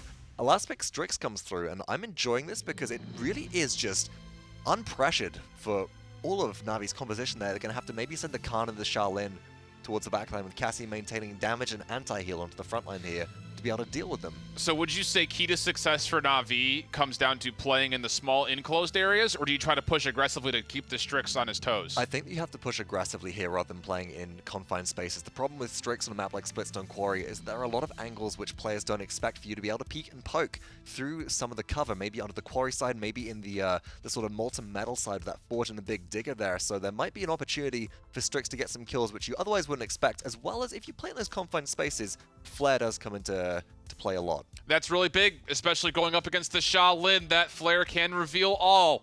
Well, let's see who will be revealing all in a very appropriate way as we go back to our casters for Splitstone Quarry. Well, it is going to be a great game that is going to give us some more information, that's for sure. A constant reveal of who is kind of taking the lead in this set, as it is all tied up 1-1 between the two European juggernauts. And I really like the way Fnatic went around their draft, because it kind of feels, again, like Navi went back to what you would expect out of them, whereas they were like, we're going to hold on a little bit. Okay, Strix seems good here. Let's go ahead and get that. You don't have a sniper, and now we've just made it a lot harder for your Cassie or your Shalin to show up the way they did in game number 1. There wasn't anything really contesting them that first game. Now, Mutu, Creatives both going to have something to worry about, but notably, Creatives, MVP, this Shalin is really what kind of brought him up to that role. He absolutely has, and I think right now it's Vincere piloting this. Strix is not what we would have expected, maybe from Bugsy. Especially with his past heroics on this champion. We should have seen on the side of Fnatic, but they instead decide to switch it up, give the trust to his Vincere. Fasheko will be piloting this Bomb King and Bugsy on the Xin yet again. Interesting space control here by Fnatic. And I just love the way that they're getting these shots. It's one of those things. Steel's down there, Unbelievable's down there. They can pretty much live in their own world in the fight they have. The focus is on Phoenix, the focus is on the side. Get Mutu, get Creatives, find just 1,200 damage shots here and there. Make sure they stay low so they can't fight the way they want to. And I mean, it's a game of inches right there, because Phoenix with a great commander's grab and almost forces Bugsy into dying. He does get his Billow and get him completely out of the fight, and that means it's a little bit of a 5v4 for a moment, and that allows Creatives to find the kill on Dethiel. Mutu getting poked low. Natus Vincere have yet to really be removed from the objective now with 90% to their name. Coming around the side, just standing pretty much everywhere they need to be. Unbelievable has been unmoving this entire time. Thiel, on the other hand, has been kind of off and on every single time. Takes one step on, one step off. His health bar doesn't drop low enough for them to really focus on him. It's always the side. Get rid of the carries, get rid of Phoenix, but get rid of Spunky and Creatives, and you can start this roll. And now, since Spunky's gone, you're going to see this totally shift on the side of Fnatic, and that's what happens when you have this objective get to 99. It's a dangerous game to play, Gore. But the fact that it does means Navi send one there. They always try to just stay on the point. They don't back off, which I think might have been the smarter decision there. and they end up losing some ground in the backside to cover their support. Yeah, it's just one of the things. I mean, we see Elven Path do that all the time on Virtus Right. Pro. I'm going to go fight on the point because that's where he goes to fight. Now you go and fight on the point. It does not work well for you. Spunky once again kind of caught in the corner. Wow. Does kill off Jera, but it doesn't really matter because the kills are coming down. Bittner finds 2 at the end, and they pick up 4 total. And it's a King Bomb really that sets that explosion off. And it's such a strong performance here from Fsheko, who I think is really going to be the MVP for me if this works out. They are relying a lot on his pressure because Bugsy, he does not have enough burst to take down a lot of these champions. He's requiring Fsheko to make them easy targets, and he's also taking duels that he shouldn't be winning. Mutu there paying for his transgression, so to speak, taking Fsheko and Bugsy down. That Heat Haze pop just did not work out, I feel, the way the creators wanted it to. Pretty much stood right where he was no matter what, trying to get a couple shots off, get a little bit of extra damage. Yep. And it was just a couple easy swings to be able to get rid of his health and get him down. So now that's 1 free ult they've been able to get. Scout's been used. They're about to charge up a few more, but unbelievable. I mean, Reanimate isn't going to be as big maybe until the tail end of this push, but it's moving so fast he might get forced to use it early. Big time set here, and you can see his Bittner piloting the Strix. We didn't expect it, but I love the way that he's shown a lot of excellence on this champion, the flexibility of this young man. People saying, Bugsy saying that he's the 2nd best flex probably in all of Paladins, aside from himself, of course. On a 12 streak, misses that shot, but he hits the unauthorized use scope. The flare, and that is going to force Mutu back for now. Good shots, being able to find exactly who he needs, and Got the pressure's him! everywhere. A beautiful headshot to get rid of Mutu, and now this payload, I mean, it's just freeloading. And this is wonderful stuff, and Fsheko finding those other 2 kills, and the pressure he and Bugsy are creating is opening so much up for his Bittner. You have to give these two just huge, I think, just compliments because of their play, opening up the door for a lot of these moments like this to happen and Spetner to come in and clean things up. Just the way they've been approaching all of these fights, I mean, this looks pretty much like a mirror, I want to say, of Game 1, where Navi looks completely smooth, like, man, you guys figured out Fnatic really well in these last couple days. Now it's like Fnatic, like, no. We're still Fnatic. Come on, guys. Can't get too far ahead of yourself, and like you said, Bittner has been a huge part of that. Of course, Flare XL has been big. Having the overburn, keeping that vision up is going to be huge, specifically for Shaolin, but also just in terms of giving him that extra little bit of information that he needs as a sniper. I'm not going to lie, I have never seen, when we've gone to loadouts for Strix in the PPL, overburn actually used. This is good because this card got nerfed and maybe gave some clues to some of these guys like, hey, I should be running this. And obviously I don't watch his Bittner's casual game, so he might have been running this a lot more often. Usually Bugsy, the Strix man here for the side of Fnatic, but it is definitely meaning a Casa reveal. Oh no, the Dread Serpent, he almost runs in, but Fsheko gets the last hit. That was beautiful play from Fnatic. It's a full wipe.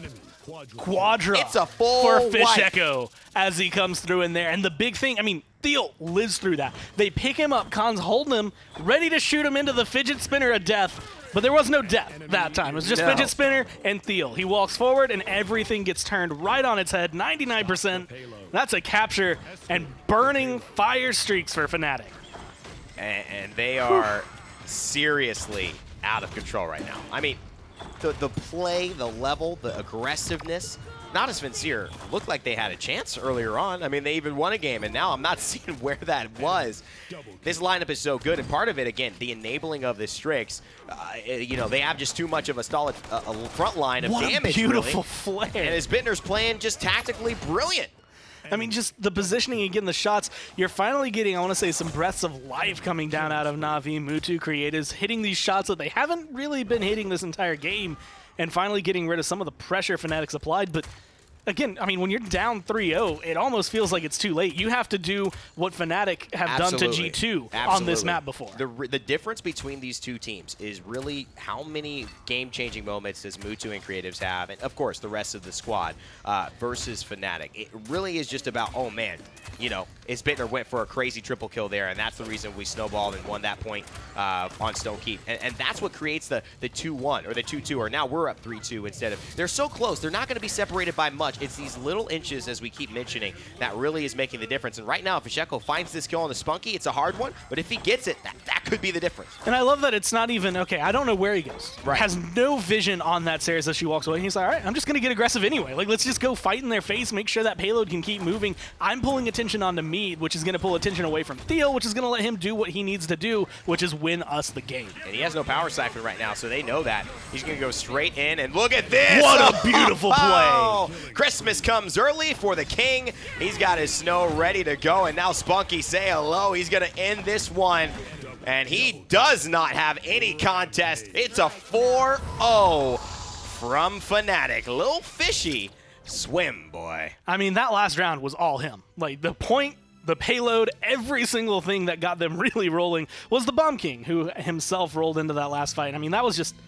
I don't think you could have asked for a better. Oh, hey, here's Cassie, here's Shanlin. They're night in a corner, can't get away from you. Everything you would want as a Bomb King. I love it. It's really exciting here. And to see Navi kind of now under the pressure of we're about to drop to the losers bracket, guys. We're about to play Envy, and they beat us in Vegas. I don't know how we feel about this. Let's have some serious conversations. Yeah. Who really needs to step up? What's going wrong? That's what they're saying to themselves. And, you know, you have to look at it, were there comm issues, like what was going on through their voice comms as well, because there was a point, like, again, Theo is a silver platter, you're holding him. If Phoenix is calling, I can get him into the grinder, I can kill him with one shot, no one looks at him. Him living through that one instance really shoulders the rest of that round, just having your Inara available. And I mean, the Dread Serpent opening things up as well there. Jera, you have to shout out everyone on Fnatic playing clinically. They are a team on a mission here to win not one LAN, but two. Got to get all my things in order. I didn't even have time to breathe. I don't have my thoughts in order after that game being over 4-0 in a matter of minutes. Technically, every game is over in a matter of minutes, but that's semantics at this point. Shift. That game was pretty bombastic. The thing that stands out to me, though, is the fact that you had an unpressured Strix throughout the entire duration of the game with a team-wide reveal on a 5-second cooldown, and nobody put pressure on them. Unauthorized use, not necessarily for the flare damage, but just the cooldown and all the exposure in the world. But my goodness, you cannot take anything away from Bomb King. Fish Echo just... I mean, that last ultimate, I think, just goes to show that how much, not only was he able to create space, but how much space he got, able to come through and find a number of huge kills at huge moments. What a brilliant Dread Serpent that was, too, to be completely honest. That was that moment that Gormizer was talking about where it was going to be an overpowered into the grinder, just didn't end up being the case, so it ends up becoming a 4K instead for Fish Echo saying, thank you very much, Mr. President. And then this is a great ultimate. He throws out the Grumpy Bomb just to zone away the Terminus, and then look at this, 2 free kills right up front. This is the ending push for the 4-0. I mean, there was nothing that went wrong for Fnatic. I think it started with the simple fact that Strix was unpressured. Navi had to do something a little more extreme to try to put some pressure on him, and they end up running into a couple of sticky bombs instead. They get punished for it phenomenally, and this is just Fnatic being able to respond to the incoming threats of Navi wherever they need to because they're spotted out. And honestly, it comes down to a draft thing rather than anything else with this for me. The execution, sure, it wasn't great, but on the desk we actually remarked, so do you have the next map coming up as Bright Marsh chosen by Navi here. We remarked specifically, like, how does Navi deal with this Strix? And you go, well, you have to send Khan Shah or Khan Cassie to the back line. And how do you get there? Deal with them, exactly. When you're revealed, when you have a Bomb King waiting for you, what do you do? Yeah, we don't know. And how about Bright Marsh? What do you do here if you're Navi? Because last time you played her, it was a 4-0 in favor of Fnatic. So this is, again, if history were to repeat itself, and even still, the simple situation is you're going into a map you did not really perform all that well on if you're looking at Navi. What do you change? And so far, it's going to be the Maeve taken away first. Makoa, of course, right after that. And really, I mean, Drogos. Okay, so you're going to get some kind of front line established early. The Ruckus will also be taken away. Do you just take the Inara at this point if you're Navi? I think the Navi go full Chroma Space here and they just get the Inara. They might look for Maldama a little later on. That they want to secure that solid front line first. Navi, in their previous interviews, have remarked the fact that we're prioritizing DPS. And whilst, yes, Cassie is left available, and sure, double bows can actually be very strong on this map, the lack of secure front line for Navi has hurt them in the last couple of games. And this is actually the map where they ran Fernando Barrick as their front lines before with an Androxus, Cassie, and Genos. And how about this Cassie change of events? It started off so good for Navi. They've lost the last 2 in a row, and they're going to play Cassie first and foremost. So you have to figure if you're Fnatic, you say, sure, why not? It really hasn't been pulling that much of an impact on us, and we get our Inara. Well, here's why. Fnatic haven't been drafting picks which are super susceptible to the Cassie. They've drafted it, they're looking for flankers, you know, a Xin more than anything else right now, who's able to billow out of danger. Cassie's threat really comes from the fact that she's able to full combo people for most of their health pool. She's great against flankers that are most of the time exposed, but Xin has straight up immunity frames when he turns into smoke and disappears, and there's not much you can do to that. So look at this, Xin prioritization from Fnatic, the Bomb King as well.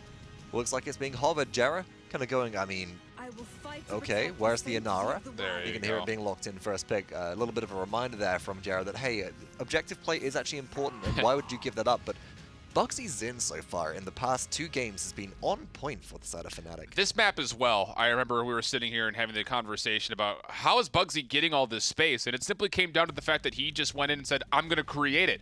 I'm going to walk right past it. I'm going to do the thing. Yeah, I'm going to whirl past your frontliners, get into the backline, then billow right out. And there's so many routes that he can do that on here in Brightmarsh because of all the narrow corridors. And also, the value of a play like that is it causes the enemy team to rubberneck. Navi will all kind of go, huh, there's a Xin behind us. And then there's also a Bomb King the other side of you. It's this distraction-style play which really comes into full effect. Navi here looking at the Terminus right now.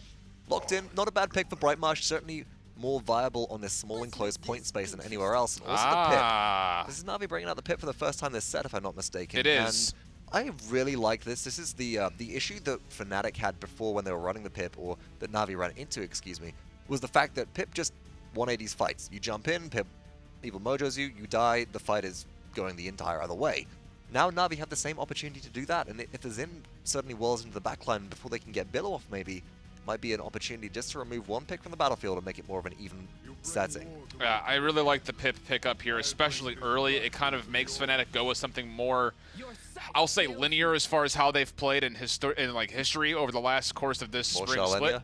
I mean, absolutely. Why would you not? Genos Shaolin locked in, and yeah, you said it. There's plenty of walls to knock impales into, and it's a lot of kill potential set up just in the back end of 1 ability, which is huge. This is just a good Shaolin map overall. Agreed. Maldamba is being locked in for Navi now. We'd expect a second frontliner, and it's actually Fernando. So for going the Khan for the first time here, they're looking at this double sort of shield bearer style of frontline, which makes me wonder, what have we got here that's going to be able to go through that? Maeve is not available. We do have Pip on Navi's team as well. Xin might be going into a guillotine for this just to be able to get some quick and easy kills. Potentially as well. The Bomb King would be a very good pickup on here. It's just good on Brightmarsh universally because of the amount of space you create with Grumpy Bomb. And, well, here you go, Shift. It's like you are reading straight off a script. You might want to put that under the desk before the cameras come back. Oh, right. My bad. Sorry.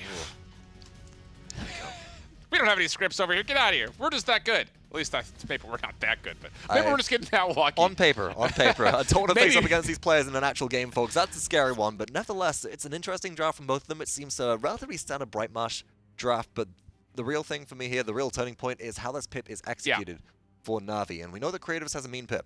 It's the pip for me. It's the Nando as well. Can we see this flank Nando come in and put the pressure they need? Well, let's find out. Last chance for Navi to come back and send this one potentially to the full 5. Otherwise, they're going home. So they ban the Bomb King. Then the camera comes to us, say hello.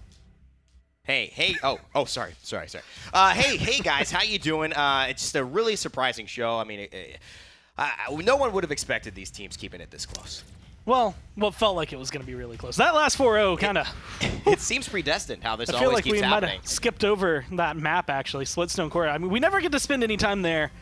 And when we finally do, you just skip right over it all. On the way to Brightmarsh, I guess it's a little bit more vibrant here. I heard that Splitstone Corridor was the hardest to push map in Paladins, but apparently stats changed. Are dumb.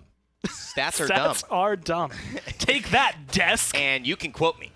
Okay? You can quote me on that. I want that as a lower third for the desk. We go back and it just says, stats are dumb. Rain Day 2018. Ian Day, as Alan Nihold Shift has tweeted me recently. I might keep that. That might be a nice shirt. At this point, though. Stats are dumb. I'd wear that shirt everywhere, dude. Stats are dumb. Okay, that's got to be the shirt, man. Unbelievable here. using a lot of that power siphon. The wall is blocked off, but what a gourd. What a time. Great healing there, and really good plays with the decimation to actually forces Bittner to get a little bit of Jera's heals.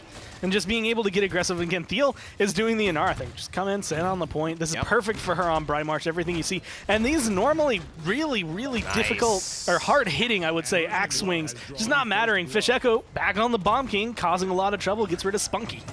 I mean, what can you call, I can't think of the most accurate way to describe this, but it feels like Natus and Vincere have just so many good pit players as well who can pilot this thing. And right now, Creatives is showing that he is definitely in the conversation. As Bittner, though, proves to be an even better Shaolin as he knocks him into the wall, ends his life with the planet, and Fnatic take the lead in Bright Marsh. Creatives was in the conversation.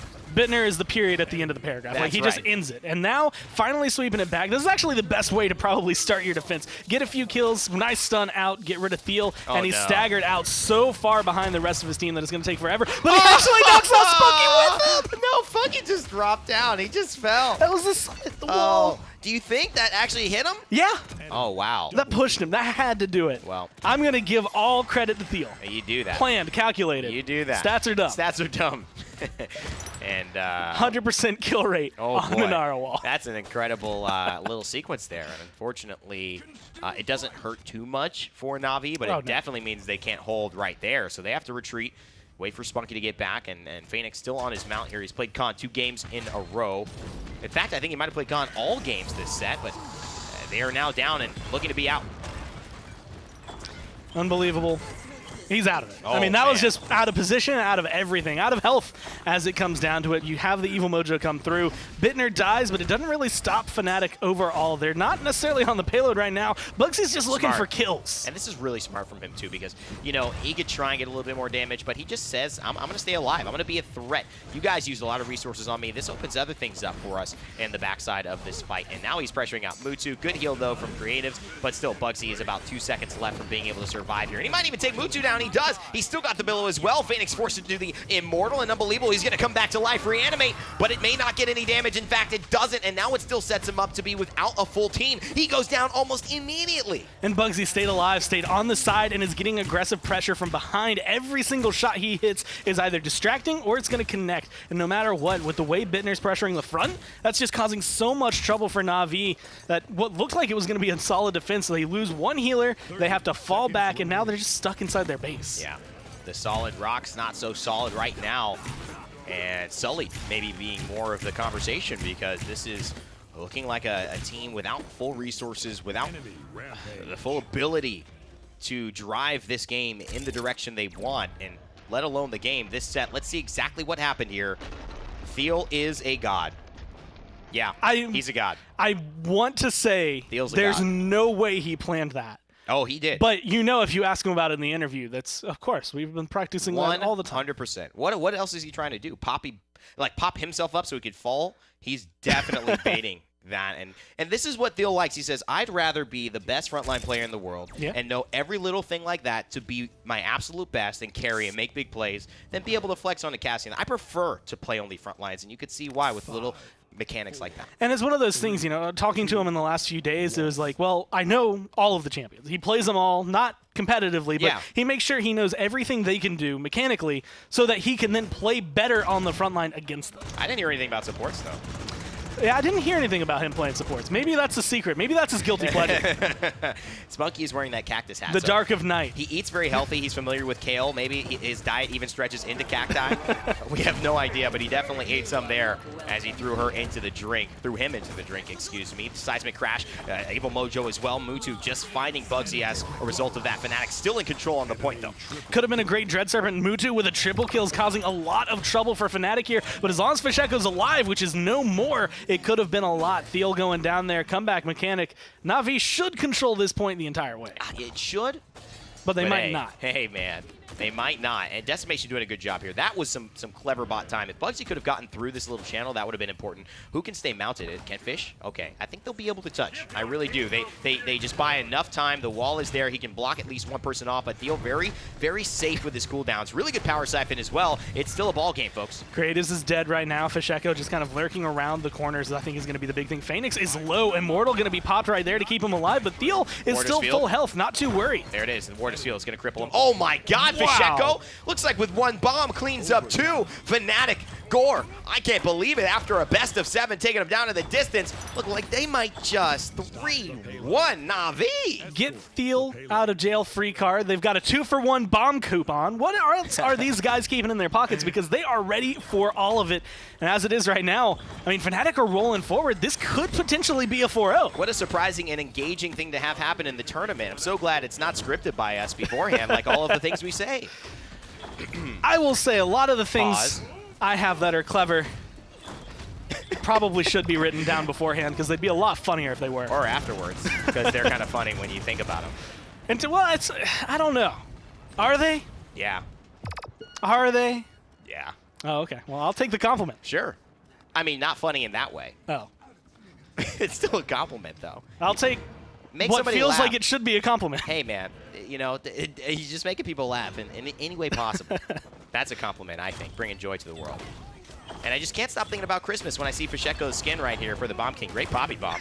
But even better, Calamity Blast and Blast Shots. Lots of blasts ending the life of the Bomb King.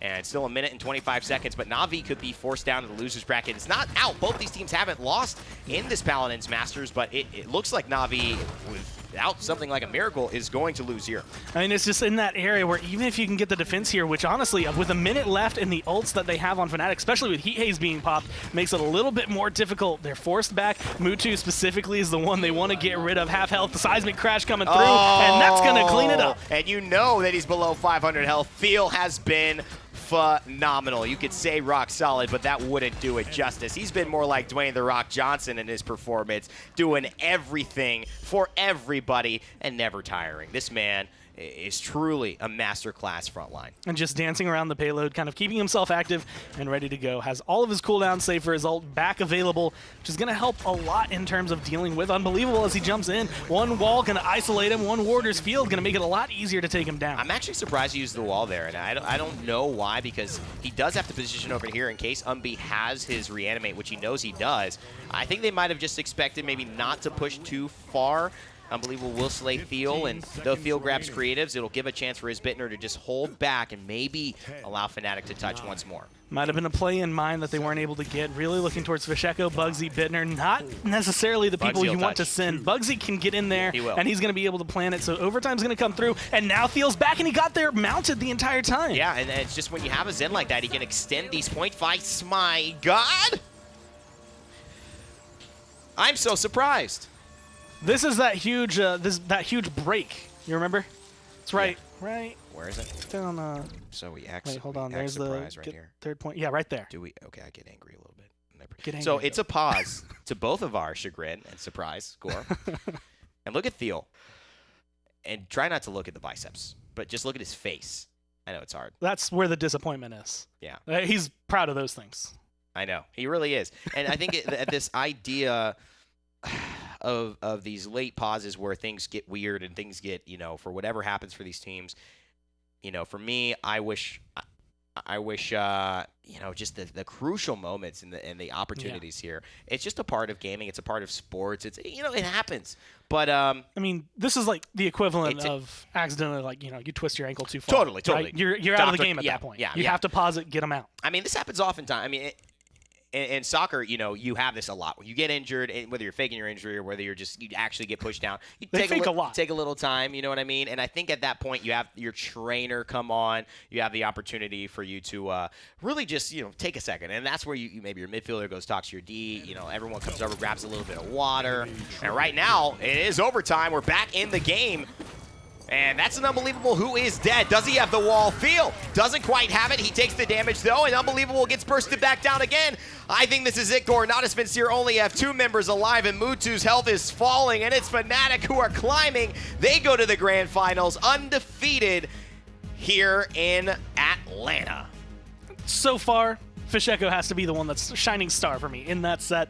When it comes to Splitstone, that last round, all on his back. Right there, even though they probably have it either way because they have all 3 of their carries available, he gets 4 kills just to make sure they all reset back into their base, holds them away, and makes it a much more difficult time for Navi to even try to get out to the payload. It's just a bummer to, have these crescendos and then whatever, I don't know what it is, say peripheral-wise or things like that coming through. But, hats off to these guys to continue competing, and hats off to the willingness for them to just get up right away and say, let's go shake hands, because we know these teams. We know tomorrow we could be the better team, and that's what they'll be fighting for. Tomorrow they'll be playing Envy. Those 2 teams will have a chance, whoever wins that, to play Fnatic, and it really is going to be who's the better team tomorrow that decides it.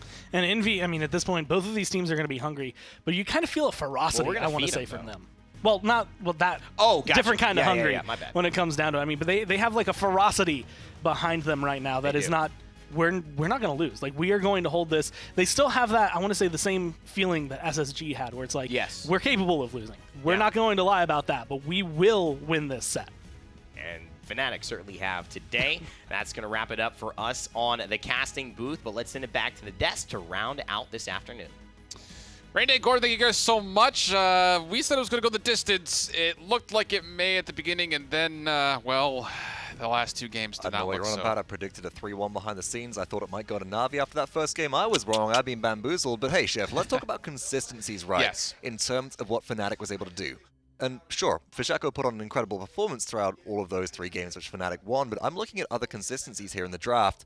3 games in a row, Theo got solo Inara. Yep. Bugsy got the Xin. Yep. 3 games in a row, Fnatic stomp. Yep. That's also, a problem. How about 3 games in a row, Navi takes the Cassie. 3 First games pick. in a row, Cassie doesn't end up being that big impact pick that you want. And I think it's just the way up of the Inara versus the Cassie. Sure, you have early game anti-heal from Kinetics, 70%, but Inara just says, I didn't negate all of that thanks to my Earthen Guard, get some Rejuvenate going on in here as a bit of a solo self-healing as well, and it's very, very difficult for Navi to deal with. And again, Bugsy's Xin just creating space this entire time has really enabled Fnatic and his Bitner to go off and do what carries need to. Absolutely does, and again, you can see the discrepancies there just from top to bottom. Just about everything, well, the exception of the death category, has a higher number for the team in the bottom. Well, look at healing specifically. 150,000 for Navi here. Fnatic only 94k despite having the Inara.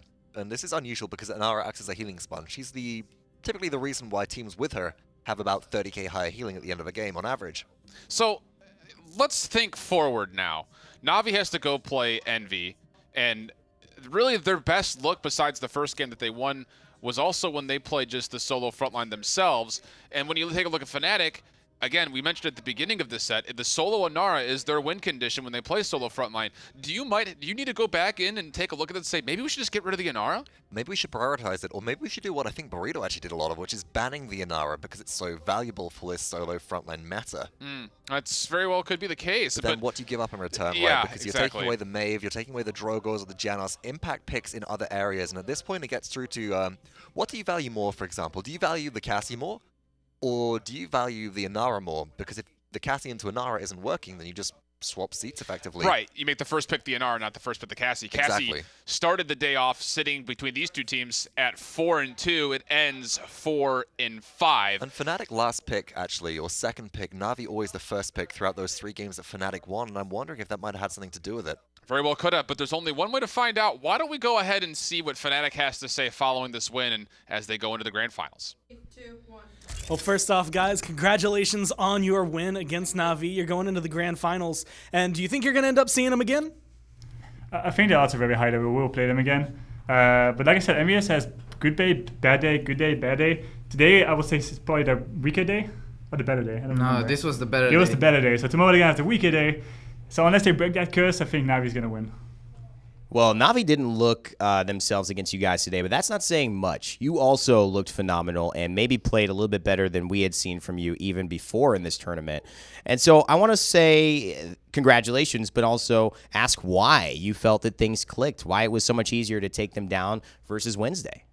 During the other games against NA as well, we noticed a lot of trends in draft, we noticed a lot of trends in our own gameplay, what works for us, what works for NA, and we kind of found this hybrid between the NA meta and the EU meta, which is like the perfect mix of both, and we started drafting in that sense, and I think that's the biggest change. And changes in-game, mostly strategically, like what are we gonna do after each point? We never did, well, not never, but we almost never do the same thing, so we have a couple of strats prepared for every map with every champion, basically, and that helps us win points. So we've seen it in the past, and we got to see it a lot today, but that Bomb King was disgusting. Just the way you played it, it was perfect, and it fit everything you really needed.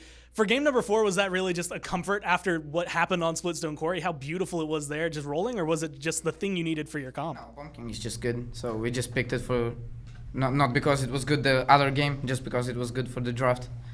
So we just picked, there was no Drogus, otherwise I would play Drogus on Bright Marsh, but I don't know, it's Blast champions, so we just pick one of them. You know, I wanted to talk a little bit about that moment you had, Theo. Let's get an inside look at the idea of when you were going down and you knocked Spunky off. Was that intentional or was that an accident? I used to wall on purpose because otherwise I could just jump up normally. So it was intentional to try and do something funny, dissuade them, because it has happened in the past before. Never in a tournament game though. So it was intentional, but how it played out was not intentional. Okay. So you intended to do that, but the result was more than you expected. I mean, he was screaming, I killed him, so I don't think he expected we were celebrating. it. I don't He was think like looking at me like, it. what has happened? What the heck? Like, that just happened. I said, you know, you eat really healthy, so he was wearing the cactus head. Maybe you went kale, and then you said, well, let me try some cactus out. I don't know. The way you get those biceps going, man, you got to be keeping a tough regimen, and we appreciate you guys stopping by. It's awesome to see you guys. Congratulations on getting to the grand finals, and of course, we'll be seeing you tomorrow, whether it's versus Navi or Envy. Yep. Thank you. Thank you. Well, Fnatic is well on their way to their potential first championship after it eluded them just narrowly at World Championships. Just a couple, well, not a couple, almost half a year ago now, it seems like. But again, this has been quite a performance from Fnatic. Mortality. Well, that's the way it goes sometimes, Fox. But if you need to get caught up or we want to see how we're going to be finishing off, again, of course, here is that upper bracket. Fnatic making their way through nearly flawlessly. They do drop the one game early on in this set versus Navi. They will have to send down their European counterpoints to the lower bracket, in which, of course, we've seen Envy string together a couple of solid wins, once versus G2 and then earlier today versus Space Station. They're going to get a chance to go up against Navi here, and again, this is kind of the rematch of what we saw back in Vegas, where Envy looks so solid. They're going to have to find a way to make it happen again. And speaking of, well, we talked about how Fnatic, they just missed out on their last World Championships. There's another one coming right around the corner, November the 16th through the 18th at DreamHack Atlanta. You can find, of course, both Smite and Paladins World Championships with, of course, the combination of Smite and Paladins Console Wars. That's the way we do it. You got to get the sticks, the salt in the sticks. I'm not a really good console player. You get the thumbs moving, Fox? I used to. In fact, I used to be an amazing console player. No, I'm kidding. I used to play nothing but COD Zombies. But this time around, Paladins on console is impressive to watch. I can't wait to see how these players bring things back. We've seen some real rivalry in the console wars now, with every single team having a win potential when they have their full roster here. So can't wait to see how it improves and how it continues to impress. We'll see how it goes. I gotta run with my thumbs. Maybe I'll just go play some Paladin Strike later tonight and just get the thumbs moving. I dig it. We'll see. Maybe I'll catch you there. Until tomorrow, make sure you tune in again at 11 o'clock again for the final day of the Masters Championship. Until next time, we hope that you keep holding it down.